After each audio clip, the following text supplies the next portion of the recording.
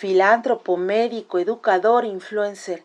Desde hace tiempo le quedó claro que si permanecía en la estabilidad de su consultorio, no podría llegar a la cantidad de personas que buscaba para dejar el mensaje. La insuficiencia renal está matando a miles y la prevención y la donación de órganos es el camino.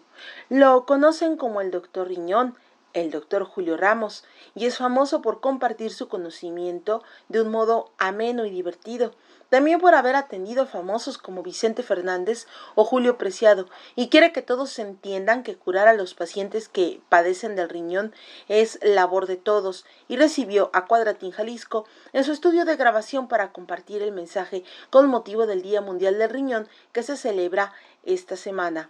Nos encontramos frente a un rockstar de la medicina con el trabajo que está haciendo con los trasplantes. La verdad es que créeme lo que es una experiencia que ya de más de 10 años de dedicarme al mundo de la medicina en el ámbito de la salud renal, ha ido paulatinamente cambiando mi concepción y uno de los objetivos que te dejo como premisa es que trabajar mucho en el contexto de prevención. Ha sido muy placentero ir evolucionando y convertirme en un educador y en un informador sobre lo que es el ámbito de la salud. Me ha dado la oportunidad de tener un avistamiento diferente. El invertir tiempo, dinero, energía, mucha energía positiva para que la gente cambie su concepción sobre esto, le da a la gente y todo aquel individuo, familia que ha vivido una experiencia desagradable de tener un enfermo renal, nos pone de alguna manera de rodillas ante la situación y tomar conciencia de esto nos cambia mucho la percepción para esto. Entonces, en el avistamiento del Día Mundial del Riñón que se lleva a cabo cada día jueves, segundo del mes de cada año, con un concepto diferente, pero lo más importante es darle a la sociedad que entienda que tenemos que tomar acciones. Y le decía hace un momento, antes de empezar esta entrevista, que he ido tocando puertas a través de las diversas legislaturas, y en esta actual legislatura, en la 63, en la que se lleva a cabo en el Congreso del Estado de Jalisco, tocamos la puerta en la búsqueda de la reactivación, se fue a la congeladora ese aspecto del tema del trasplante de órganos. Otra vez, por tercera ocasión, se va al banquillo y sin duda estamos seguros de que esos candados están por los dimes y los diretes de presupuestos no aprobados y cosas por el estilo que quizás no me compete y no conozco el trasfondo de las cosas, pero estoy consciente que la lista no cesa. Jalisco tiene más de 5,000 enfermos renales en espera de un trasplante y más de 22,000 en espera de un órgano en todo el país. ¿Qué tenemos que hacer los que estamos de este lado? ¿Sentarnos y ver morir a nuestra gente o tomar acciones contundentes como estas y crear foros de comunicación y de difusión para que la sociedad vaya cambiando esta concepción? Probablemente quienes rechazan los trasplantes es porque no conocen toda la información al respecto y hay muchos mitos. ¿Qué es lo que no nos han dicho? Yo creo que falta el fenómeno de definirle a la sociedad que el hecho de que nos convirtamos todos en donadores no quiere decir que alguien pueda disponer de ellos de manera impropia. La gente tiene que entender que la proyección o la preparación para un trasplante de órganos no es tan sencillo como la gente piensa, que es hacer una extracción de un órgano e ir a implantarlo a una persona, ¿sí? En condiciones de recepción. Hay que hacer un estudio, aunque sea una persona con muerte encefálica, con muerte cerebral. El paciente tiene que pasar por un escrutinio inmunológico para saber si existe una compatibilidad. No puedo llegar a ponerlo si no existe una evaluación como esta. Por lo tanto, no es tan fácil.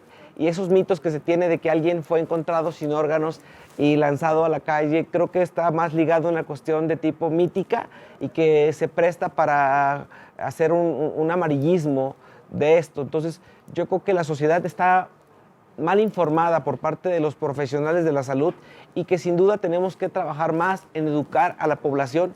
Y yo creo que si nos subimos a una tribuna y le transmitimos a nuestros diputados, primero que se quiten esa venda de la desinformación, ellos que están en una curul ocupando un lugar importante, algunos por elección popular, otros por condición plurinominal, pero eso no les exime la responsabilidad que tienen que tomar para tomar acciones contundentes y no poner, ¿sí?, en el papel solamente y dejar la carpeta abajo sin dejarte contemplar que eso puede evolucionar para que sea algo satisfactorio y cambiar tantas y tantas vidas, ¿no? El problema es que como está la ley ahora, es que si tú eres donador y lo tienes en tu licencia o en tu tarjeta, si al final la familia dice no, es no, ¿verdad? Acabas de tocar una parte medular.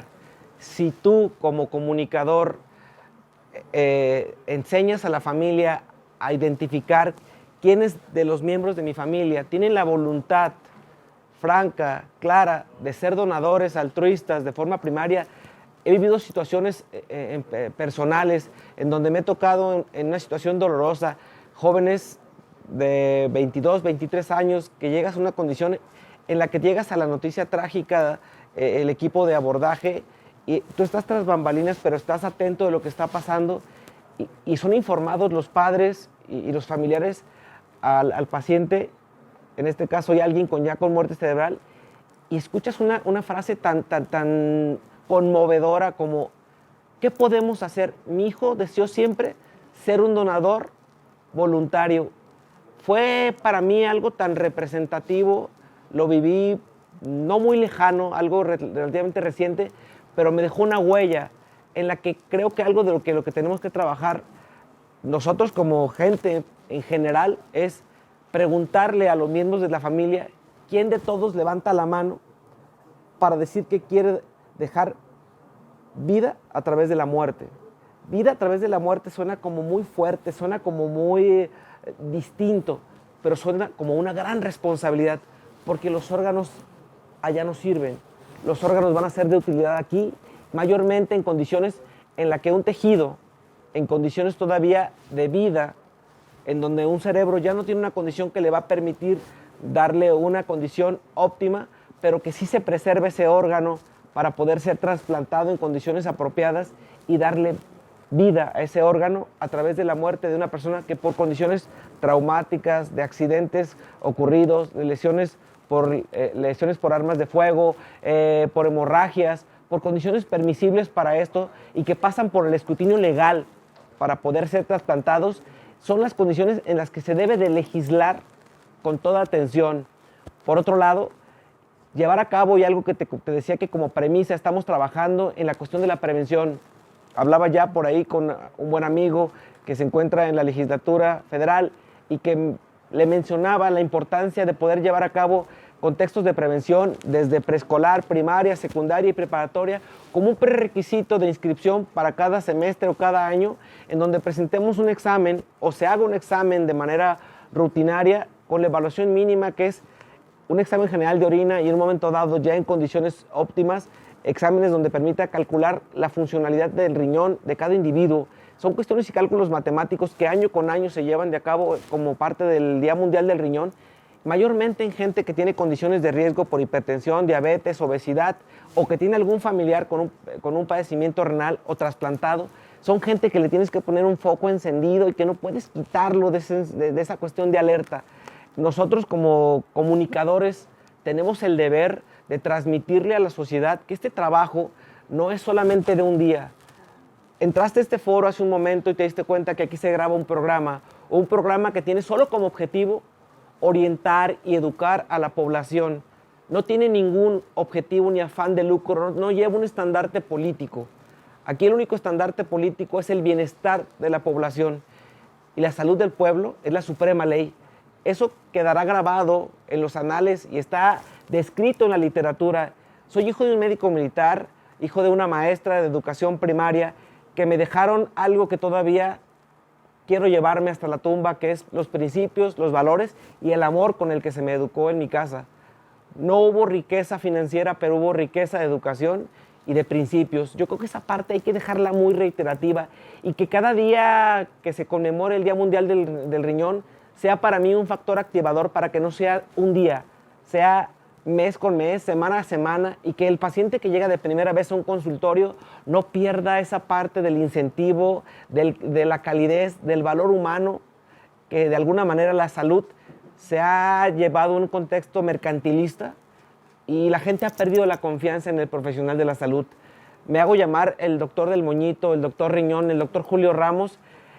Algunos me han llamado el doctor de las estrellas, pero yo creo que la más importante estrella es en la que tú le haces vibrar a cada uno de tus pacientes y que aquellos que son como tú, periodistas responsables, comunicadores responsables, y que de repente te encuentras con gente que vive de la charlatanería a través de los medios y que se presta para hacer de una nota un contexto amarillista, a esa gente paulatinamente como que uno los va apartando. Brillan un día, brillan 2 días, pero se van perdiendo en la nada.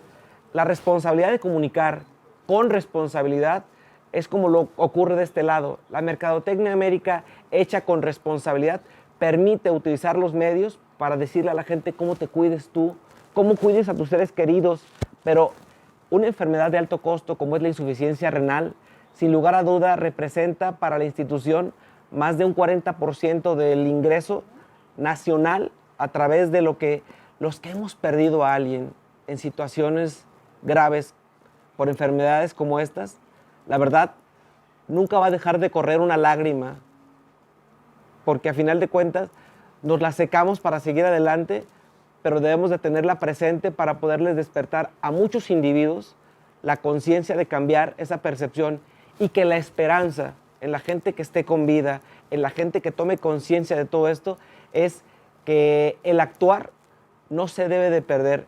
Me puede cansar el paso, pero yo creo que no dejar de hacerlo va a cambiar. 5 años de caminar en este programa, que de alguna manera me da gusto que ustedes se tomen el tiempo de compartir este foro que se abre de manera completa para los medios y que de alguna manera los que tenemos la formación en medios de utilizar la voz de manera clara, concisa y ponerlos al lenguaje de cualquier individuo nos permite de alguna manera hacerle ver a la gente que nos ve a través de las pantallas, que nos escucha a través de la radio, que es una parte en la que podemos hoy llegar a cualquier parte del universo y del mundo sin poner ningún límite. Seguramente en alguna parte donde haya una nave espacial podrán sintonizarnos y ponernos y escuchar que hay una grabación en donde se está platicando de algo que sucede aquí en la Tierra y que probablemente en Marte ya estén ocupando un tratamiento dialítico, ¿sí? Pero esta parte yo creo que no hay límites para que la comunicación se vuelva algo mágico, que se pueda transformar en algo útil y aplicable. Para mí, sin ser licenciado en Ciencias de la Comunicación, me convertí de alguna manera en un comunicador que floreció de forma nata, que mi padre, como alguien que me enseñó que la oratoria era algo que el ser humano debía de emplearlo de manera práctica, fácil y sencilla, y que una entrevista se puede convertir en una herramienta tan plena, tan útil, tan editable.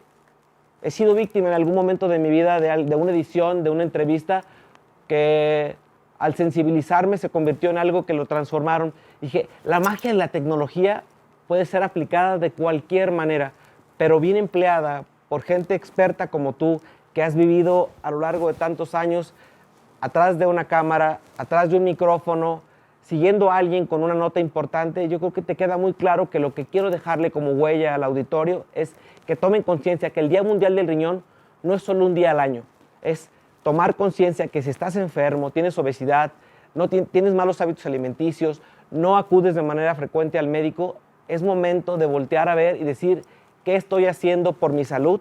¿Qué estoy haciendo por mi salud renal? Pero yo, como médico y como profesional, ¿qué estoy haciendo por activar aquellos mecanismos que puedan cambiarle la vida a mis seres queridos y mayormente a mis pacientes, porque se convierten, oílo bien, en mi familia? Doctor, compártanos por favor cómo es la vida de un paciente con insuficiencia renal y su familia. ¿Cómo afecta sus emociones, su economía? Es un balde de agua helada. Es una situación trágica. Es una enfermedad catastrófica, así contemplada por el Sistema Nacional de Salud. La insuficiencia renal no se contempla en el INSABI al representar una enfermedad de alto impacto y de alto costo, por lo tanto la sacaron, no la cubre en cuestión de costos. ¿Por qué? Es impagable. Decía una vez algo el familiar de un paciente que se quebró en llanto al haber perdido a 2 familiares cercanos, a su hermano y a su madre, y volteó llorando y me dijo que él en su familia había tenido una condición solvente por muchos años de su vida, pero que al final le quedaba muy claro que esta enfermedad al rico lo podía dejar pobre y al pobre lo mataba. Por lo tanto, te queda muy claro que esta enfermedad es inaccesible para aquel individuo que no tenga un servicio de seguridad social.